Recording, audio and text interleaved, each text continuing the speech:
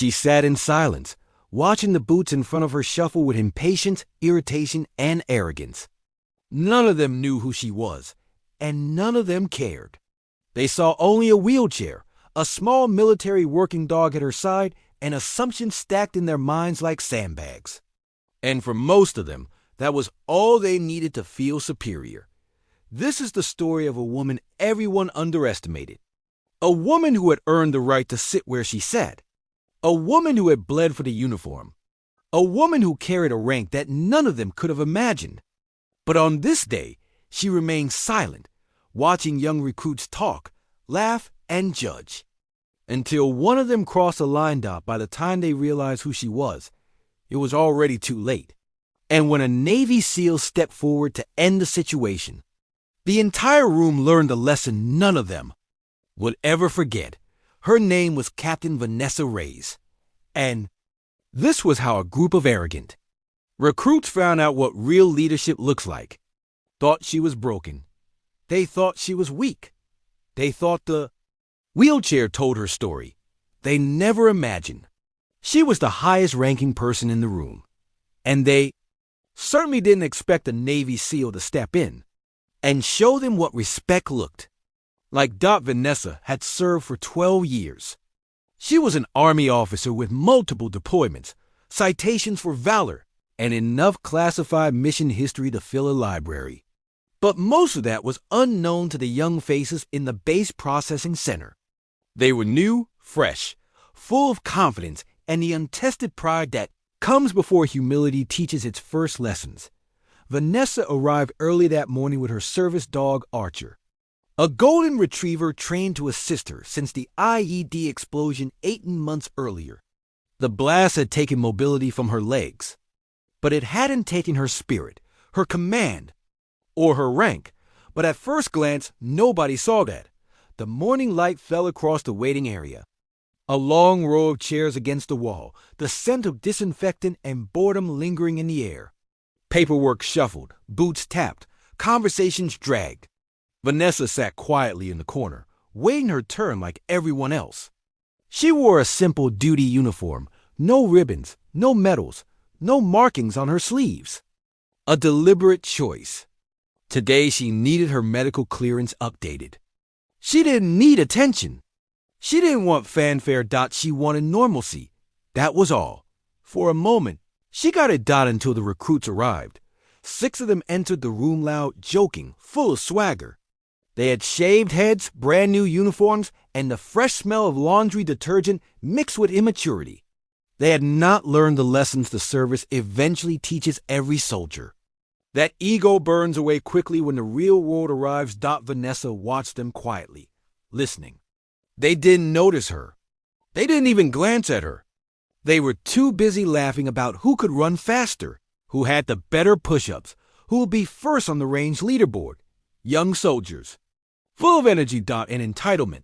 Then one of them saw Archer, a tall recruit with a wide jaw and a stare trained to look down at others. His eyes narrowed, his lips twisted, and he made the first mistake of the morning. "Look," he said loudly. "They're letting dependents in now." The other recruits laughed. Vanessa said nothing. Archer sat still, calm, professional. Another voice chimed in. "That her dog?" "What? She can't even walk, so now she needs a pet to do it for her."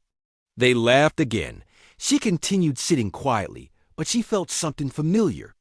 A tightening in the chest. Not anger. Not embarrassment. Just the soft disappointment of a veteran who had seen too much to waste emotions on ignorance. She had once been like them, young, bold, loud, and proud. But she had grown. They hadn't yet. Then another recruit added words that changed everything. Probably just some broken vet waiting for disability. The laughter grew louder. Vanessa still didn't respond. She didn't need to defend herself. Not yet. A Navy SEAL sat across the room reading a file. He had arrived early, same as Vanessa, and had been quietly watching the situation unfold. His uniform was also unmarked. He was off rotation, finishing his own medical renewals. Clean cut, calm, focused. He didn't speak. Yet, he was waiting, because he wanted to see what she was to do. Recruits continued their show. The tall one stepped closer. "I swear," he said loudly. "Our tax dollars are feeding pets now." More laughter. Archer lifted his head but stayed silent. Something in his training keeping him grounded. Vanessa met the tall recruit's gaze for the first time. "Sit down." "Private," she said softly. She didn't raise her voice. She didn't shout. She spoke with the command of someone who had ordered soldiers through real firefights. Someone who didn't need volume to control a room. But the recruit didn't listen. He smirked. "Or what? You gonna have the dog drag me?" Vanessa continued looking at him, expression calm. She could have revealed her rank then. She could have shut the conversation down with a few words. But not yet. He needed to hang himself with his own rope. The other recruits egged him on. "Leave her, she likes the attention. Maybe she's here for sympathy. Don't bother. She can't even stand up." Vanessa looked forward again, unmoving. She had endured years of pain, surgeries, rehabilitation, and nights where sleep wouldn't come. And she had never broken. She wasn't going to now. The tall recruit finally crossed the line. He kicked Archer. It wasn't a hard kick. It wasn't enough to injure. Just a shove of his boot against the dog's shoulder, pushing him aside. But in the military, there are rules written and unwritten. You never strike a working dog. Ever. Archer instantly tensed. Not growling. Not attacking. Just alert and ready. Vanessa turned her head slowly toward the recruit, her calmness melting away inch by controlled inch. But before she could speak, a voice came from across the room. "Private," the SEAL said. "Apologize right now." The room fell silent. The recruits turned. The SEAL stood up slowly, not dramatic, not aggressive, just calm. The kind of calm that made danger feel close. The tall recruit scoffed. "Who the hell are you?" The SEAL walked up until he stood nose to nose with the recruit. "You don't need to know who I am," he said. "But you will apologize to the captain and her dog." The room froze. The recruits blinked. "Captain?" Everyone looked at Vanessa. Not one insignia on her uniform. No rank patch. No visible proof. The tall recruit laughed nervously. "She's not a captain. She's not even active duty." For the first time since entering the room, Vanessa spoke with authority. "Private," she said. "Stand at attention."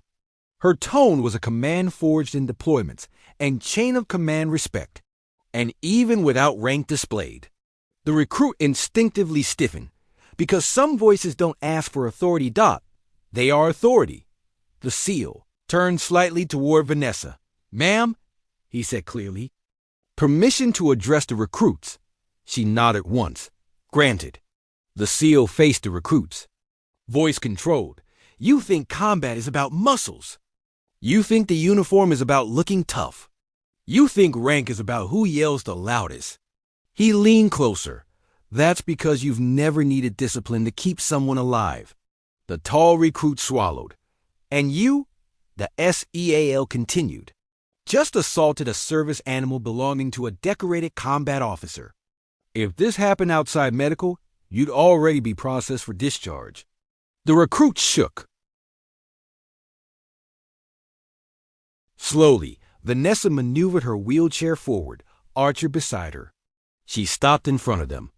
"I don't need you to respect me," she said, "but you will respect the uniform.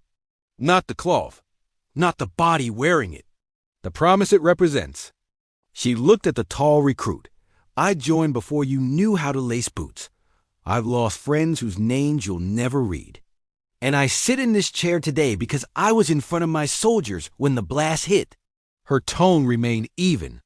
"You don't know what the dog beside me has done. He found wounded soldiers under collapsed walls. He detected explosives that could have killed dozens. He sat with dying men so they weren't alone."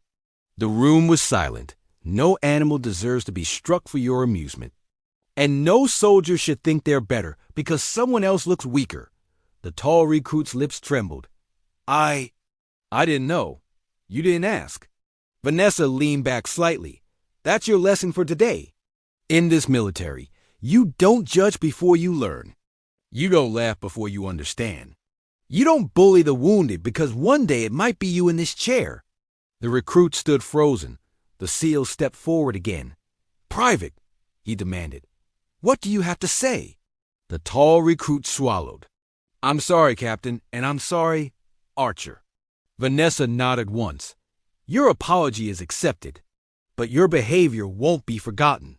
Not by me, and not by your drill instructors. The recruit's eyes widened in horror. He hadn't expected consequences. But real service always teaches consequences. A Marine medical officer entered just then, carrying a file. Captain Reyes, he said, your paperwork is ready, and the new mobility authorization has been approved. Every recruit froze. Captain Reyes. Not retired. Not a civilian. Not a joke. Active. Duty. High rank. High respect. The medical officer continued. We also finalized your Distinguished Service Cross recommendation. Congratulations, ma'am. Silence. Mouths parted, breathing caught. The tall recruit looked like he wanted the floor to swallow him. Vanessa nodded politely. Thank you, doctor. The SEAL smirked slightly. I think the recruits here learn more before 9 a.m. than they expected. Vanessa turned her chair and began moving toward the exit. Archer followed beside her. Before she reached the door, she paused. You will all face battles one day, she said without turning around. Some will be physical, some emotional, some invisible. And on that day, someone else's dignity may depend on your behavior. She paused. If you choose arrogance, you'll always lose. Then she left the room. The recruits stood in absolute silence, processing everything they had just seen. The weight of shame settled over them, not because they had been punished, but because they finally understood how wrong they had been. They realized that strength wasn't in walking or running or shouting. Strength was sitting in a wheelchair with a spine straighter than theirs. Strength was leadership born from sacrifice. The tall recruit slowly sat down, hands clasped, staring at the floor. His friends did the same. Not one of them spoke. The SEAL finally broke the silence. You now know what kind of people serve next to you. And you now know how little you actually understand about strength. He gathered his file and followed Vanessa out. Later that week, every one of those recruits wrote a personal apology letter. Not because they were ordered to, because they wanted to. They had been humbled, and they had seen what real rank looks like, not in stripes, not in patches, but in presence. Vanessa continued her service. She taught leadership classes. She mentored young soldiers. And Archer remained beside her loyal, unwavering, a reminder of every life she had touched. Months later, one of those recruits earned top marks in advanced individual training. And in his graduation speech, he said, I learned my greatest lesson before I ever touched the field. I learned what respect means not from a drill instructor, but from a soldier in a wheelchair who carried more bravery than all of us combined. What did this story make you feel? Where are you watching from?